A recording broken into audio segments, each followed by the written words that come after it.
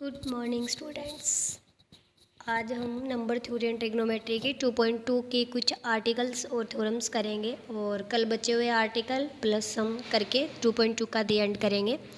जो भी बच्चे वीडियोस नहीं देख रहे वो डेली प्लीज़ वीडियो देखें और कोई भी कुछ चीज़ ना समझ आए तो मुझे मैसेज करें, मैं दोबारा समझा दूँगी। आप कॉल कर सकते हैं, मैसेज कर सकते हैं, लेकिन प्लीज़ वीडियोज़ को ज़रूर देखो। तो देखो, लीनियर कॉन्ग्रुएंस क्या होता है।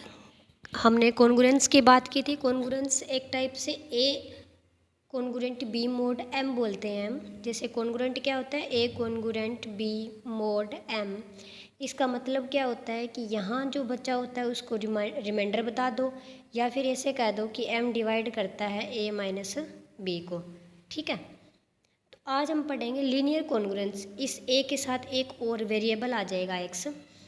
तो अगर आपके पास कोई एक्सप्रेशन है इस फॉर्म में a x congruence b mod m, जहाँ पे ए नॉन जीरो है और ए एक्स इसकी पावर 1 और साथ में इसका कोफिशिएंट है, ये नॉन जीरो होना चाहिए। तो अगर आपके इस फॉर्म में कोई कॉन्ग्रुएंट लिखा हुआ है तो उसको हम बोलते हैं लीनियर कॉन्ग्रुएंस मोडुलो एम। ठीक है, इतना फ़र्क आया कि ए के साथ एक वेरिएबल आ गया एक्स, बाकी सेम वही 2.1 है आपकी। इसके फर्स्ट थ्योरम देखो, if X naught is a solution of A x congruent B mod M. अब हम इसे एज इक्वेशन ट्रीट करेंगे। जैसे हमारे पास एक्स में एक इक्वेशन होती है, उसका सॉल्यूशन का मतलब एक्स की वो वैल्यू पुट कर दो, वो उसको सेटिस्फाई करती है। ठीक है, तो ऐसे ही कहता है कि अगर आपके पास एक्स नॉट एक सॉल्यूशन है इसका, कौन सी इक्वेशन का, इस लीनियर कॉन्ग्रुएंट का, अगर सॉल्यूशन है तो सॉल्यूशन का मतलब क्या होता है, वो उसको सेटिस्फाई करता है, एक्स की जगह पुट कर दो तो a x naught congruent B mod m आ जाएगा। ठीक है, जैसे आपके पास एक इक्वेशन है x minus two is equals to zero. आप जानते हो कि एक्स इक्वल टू टू इसका सॉल्यूशन है। सॉल्यूशन क्या करता है कि यहाँ सेटिस्फाई करवा देता है, तो two minus two equal to zero, इसका मतलब ये सेटिस्फाई कर रहा है। तो सॉल्यूशन का मतलब होता है एक्स की वैल्यू पुट कर दो। तो अगर एक्स नोट सॉल्यूशन है इसका तो एक्स की जगह एक्स नोट पुट करो। एंड x1 कोई इंटीजर गिवन है और ये कहता है कि x1 congruent x note mode m। तो हमें ये शो करना है कि x1 भी इसका सॉल्यूशन होएगा। सॉल्यूशन का मतलब a x1 congruent b mode m आएगा। ठीक है, तो सबसे पहले गिवन क्या है कि ये हमारे पास लीनियर कॉन्ग्रुएंस है, x नोट इसका सॉल्यूशन है, सॉल्यूशन है तो इसको सेटिस्फाई करेगा, x की जगह पुट कर दिया।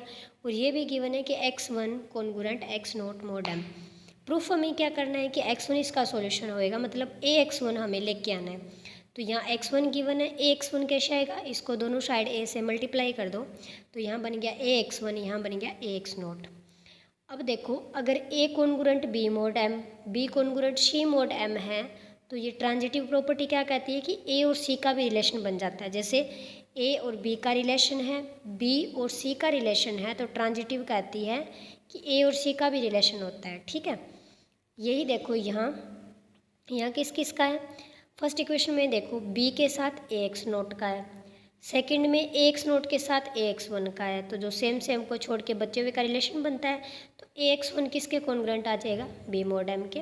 ये हमें प्रूफ करना था, क्योंकि ये कहता है कि एक्स वन इसका सॉल्यूशन होना चाहिए। सॉल्यूशन कब आएगा, जब एक्स की जगह इसकी वैल्यू पुट करेंगे। ठीक है, नेक्स्ट थ्योरम देखो, the linear congruence A x congruent B mod M where A is not congruent to zero mod M. इसका मतलब क्या हुआ, ए कॉन्ग्रुएंट नहीं है जीरो मोड एम के, मतलब एम ए को प्रॉपरली डिवाइड नहीं करता, जीरो रिमाइंडर नहीं आ रहा है इसका। ठीक है, has a solution if and only if a और एम की जी सी डी बी को डिवाइड करे तभी सॉल्यूशन मिलेगा, ये कहता है। तो सबसे पहले देखो, हम लेके चल लेंगे कि एक्स नोट मान लो सॉल्यूशन है, इसका सॉल्यूशन है तो एक्स की जगह एक्स नोट पुट करेंगे, इसको सेटिस्फाई करेगा। और ये चीज़ क्या होती है कि m डिवाइड करता है, इधर लेफ्ट हैंड साइड में से b माइनस कर दो। ठीक है, अगर m इसको डिवाइड करता है तो a x naught minus B की वैल्यू क्या आएगी, m इंटू सम इंटीजर। तो यहाँ से ए एक्स नोट, यहाँ से b की वैल्यू निकाल लो, b की वैल्यू क्या आएगी, ए एक्स नोट माइनस के एम। आगे इफ़ एंड ओनली इफ में कहता है कि ए और m की जी सी डी कंसिडर करो, डी इसकी जी सी डी है। जी सी डी क्या करती है, अगर ए को भी डिवाइड करेगी एंड m को भी डिवाइड करेगी।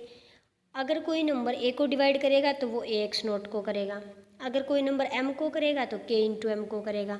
अब ए एक्स नोट को भी डिवाइड कर रहा है और के एम को करा, तो इन दोनों के प्लस माइनस को करेगा, हमें माइनस चाहिए, यानी कि डी डिवाइड बी, हमें यही दिखाना था। ठीक है, कन्वर्सली हम ये लेके चलेंगे कि डी बी को डिवाइड कर रहा है, हमें ये प्रूफ करना है कि ये इसका सॉल्यूशन आएगा।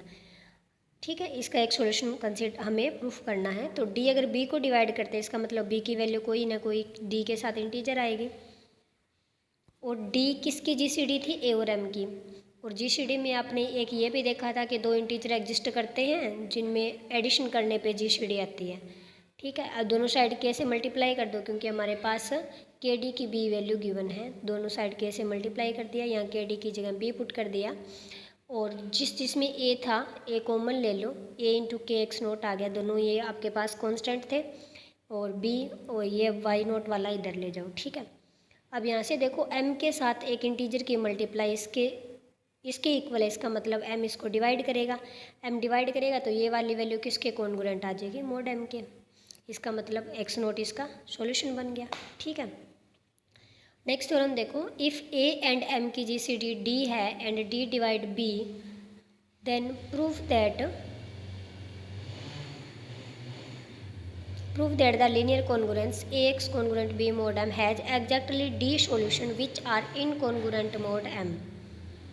इसने कहा है कि इसके d सॉल्यूशन बनेंगे, जितनी जीसीडी उतने ही सॉल्यूशन बनेंगे, और वो इनकॉन्ग्रुएंट मतलब अलग अलग होंगे। ठीक है, तो सबसे पहले क्या लेके चलना है हमें? जो गिवन इक्वेशन है और साथ में ये गिवन है कि ए और एम की जीसीडी डी है और डी बी को डिवाइड करता है, इतना हमें गिवन है। ठीक है, तो सबसे पहले इसका सॉल्यूशन की बात हो रही है, तो कंसीडर कर लो कि एक्स नोट इसका सॉल्यूशन है।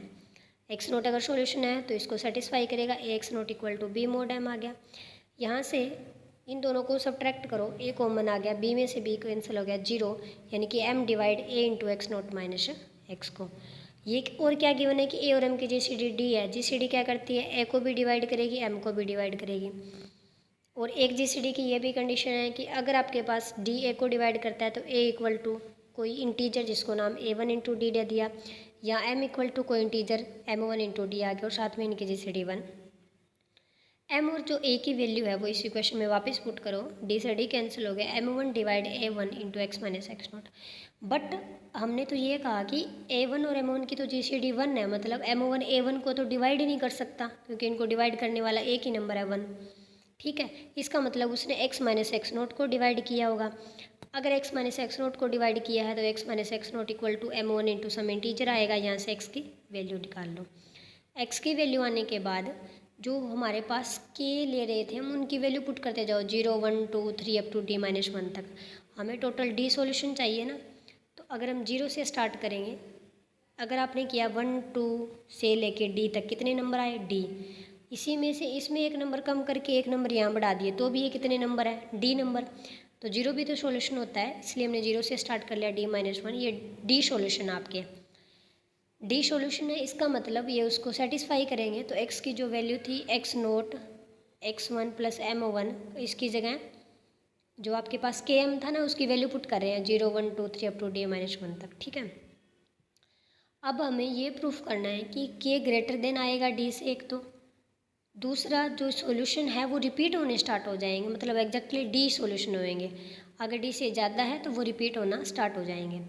डिवीजन एल्गोरिथम क्या कहती है कि अगर आप के को डिवाइड करवा रहे हो बाय डी, तो के इक्वल टू क्या आता है? डी इंटू क्वोशेंट, इसको नाम पी दे रखा है, और divide by remainder plus remainder. ठीक है, ऐसे लिख सकते हो।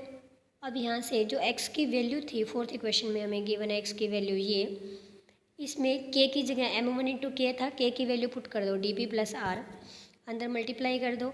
एम वन डी आपके पास एक इंटीजर था जिसकी वैल्यू m थी, यहाँ m वैल्यू पुट कर दो, और x में से m वाली एक साइड रख लो, बाकी सारी एक साइड, क्योंकि m हमें कॉन्ग्रुएंट चाहिए, मोडुलो है हमारा, m डिवाइड करने वाला है। यहाँ से देखो m के साथ कुछ मल्टीप्लाई में इंटीजर इक्वल टू ये आ गया, इसका मतलब m ने इसको डिवाइड किया।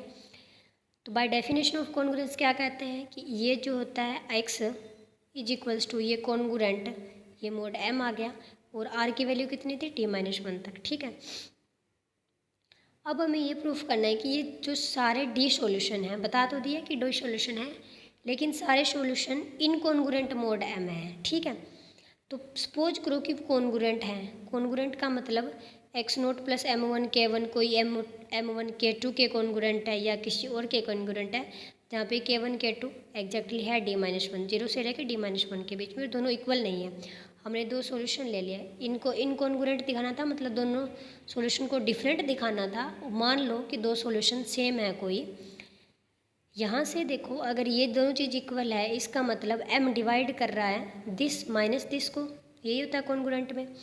यहाँ से x0 से x0 कैंसिल हो गया, m1 कॉमन ले लो, k1 माइनस k2 को डिवाइड कर रहा है, m की वैल्यू पुट कर दो, m1 d, m1 से m1 कैंसिल हो गया, d divide k1 minus k2। But हमने कहा था कि k1 और k2 तो d माइनस 1 से भी छोटे हैं, तो d से तो छोटे होने ही हैं। क्या कोई नंबर अपने से छोटे नंबर को डिवाइड कर सकता है? तभी कर सकता है जब वो नंबर जीरो हो।